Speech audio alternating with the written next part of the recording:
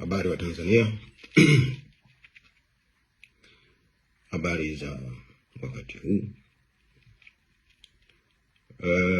Na kujia tena kueleza mambo mawili matatu ambayo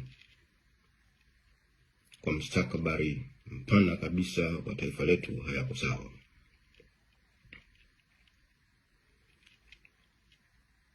Kwa takribani majuma mawili kama sikosei, polisi ilitoa listi ya watu inawatafuta. Na cha kushangaza katika taarifa ile, jina la Humphrey Polepole balozi halikuwepo. Na hii maana yake nini? Maana yake polisi wanajua Humphrey yuko wapi. Na strategy wanazotumia za kitoto sana, mpaka unajiuliza hawa watu wasomi namna hii alafu wanafanya mambo ya ajabu kiasi hichi. Jambo jingine ambalo nililipata kwa muda kidogo umepita, nikasema hebu ngoja nitalitolea taarifa. Kuna vikao vilikuwa vimefanyika, na vikao hivi vilikuwa ni wanamtandao, wahuni na haramu niite kitimoto. Katika kikao kile kuna mjumbe aliuliza kuhusu nini kifanyike kwa Humphrey Polepole. Kikwete alisisitiza aendelee kushikiliwa. Sasa mzee Kikwete nakuheshimu sana, lakini katika hili tutatofautiana sana. Tutatofautiana sana, tena sana. Kikwete, uchungu wa mtoto unaujua. Una watoto.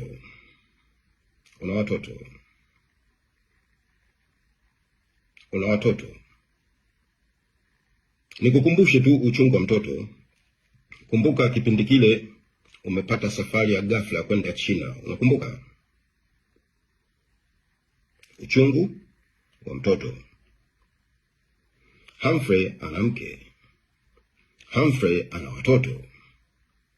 Humphrey ana mama. Humphrey ana ndugu na jamaa. Alafu kwa kauli yako Humphrey endelee kushikiliwa.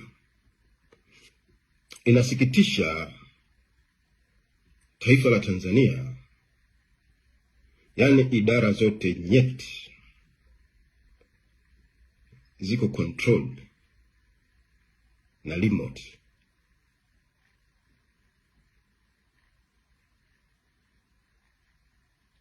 Mnatesa na kunyanyasa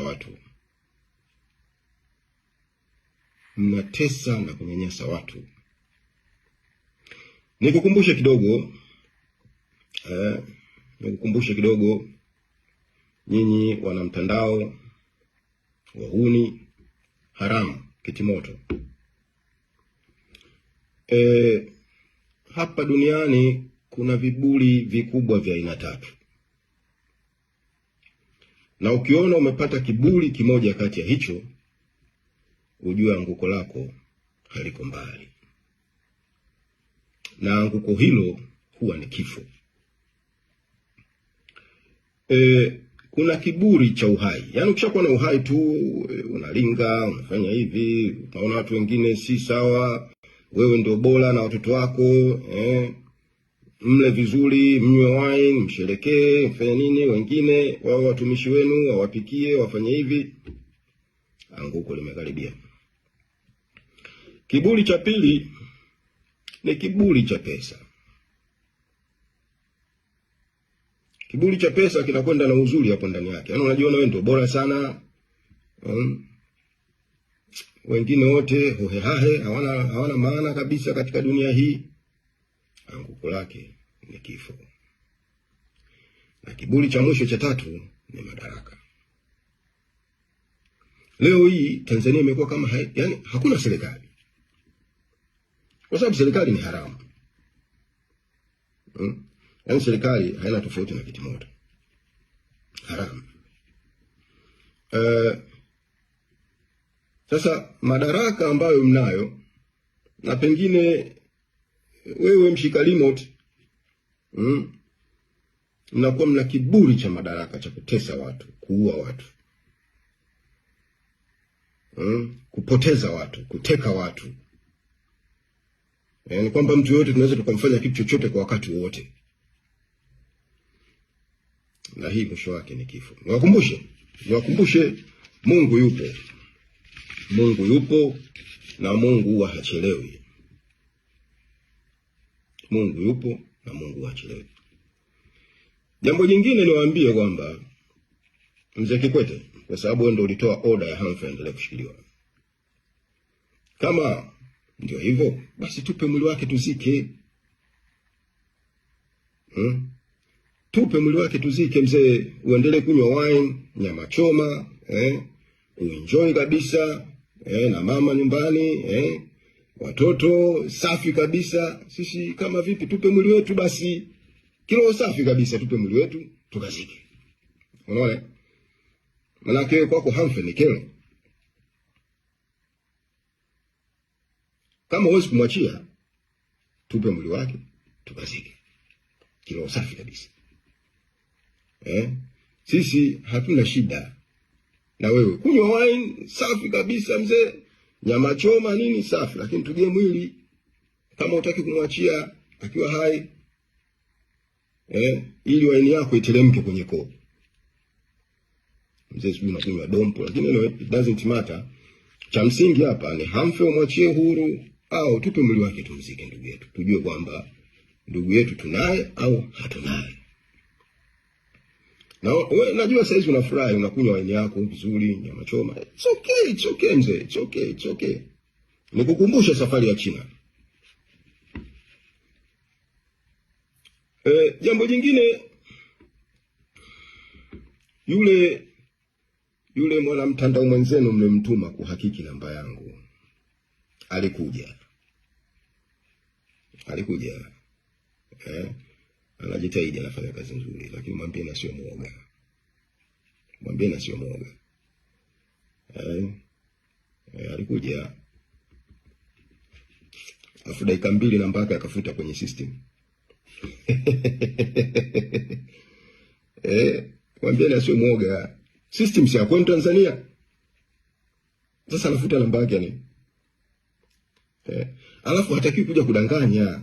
Aje straight forward. Niwakumbushe mimi ni professional soldier. Askari mnajua ni nini? Kwa hivyo mwambieni asiwe muoga. Na ni mtu mwema hivi, alinieleza mambo kadhaa. Na afanyia kazi. Pamoja na mengine yote, mipango yenu kunidhuru iko mezani. Naifanyia kazi. Sisi kule kwenye medani Chakabuzi tunasema kumpiga busu mamba. Kule kwenye medani maeneo yetu kujidai kule, tuna theory yetu moja ya kumpiga busu mamba. Zamani tulikuwa tunasema kumshika simba korodani, lakini ilishakuisha. Siku hizi kuna kumpiga busu mamba. Mipango yenu ya kunidhuru iko mezani. Mnakaribishwa, kwa sababu kwangu kufa ni faida, na kuishi ni Kristo. Pamoja na mambo mengine yote, mimi Yesu Kristo ndo mpango mzima. Namwamini Mungu. Mkifanikiwa, and the opposite is true. Watanzania niwaeleze kitu kimoja, kundi hili la wanamtandao wahuni ni kundi baya sana. Angalieni nchi yetu ilipofika mpaka sasa. Nchi imejaa taharuki. Wananchi wamekufa. Alafu watu wanafanya sherehe wameshinda. Nani alipiga kura? Hali za watu zinazidi kuwa duni. Watanzania tusiogope, kila mmoja kwa nafsi yake asimame, apaze sauti kwa vitendo, kwa vitendo kabisa.